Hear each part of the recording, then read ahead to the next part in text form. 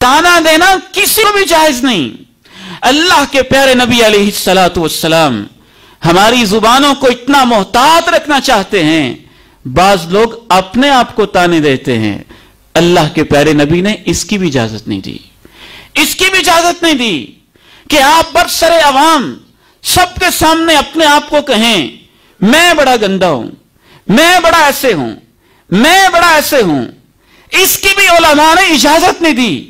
और कमाल की वजह लिखी, वजह यह लिखी कि बिल उमूम जो इंसान भरे मजमे में इस तरह के अल्फाज बोलता होता है, उसका कभी कभी मकसद यह होता है कि सारा मजमा कहे नहीं तुम तो बड़े नेक हो, तुम तो बड़े नेक हो। यानी वो ये नहीं कहना चाह रहा होता कि मैं बुरा हूं, वो लोगों से ये सुनना चाह रहा होता है कि सारे कहे नहीं तुम तो बड़े अच्छे हो, तुम तो बड़े साले हो। ये कहने तन्हाइयों में कहो, ये कहने रब से कहो, खलवतों में कहो, अलैदगियों में कहो, रातों को उठ के कहो, एतिकाफ के खेमों में कहो, अपनी तन्हाइयों में कहो। अल्लाह के प्यारे नबी अलैहिस्सलातु वस्सलाम अल्फाज में भी अदब सिखाना चाहते हैं।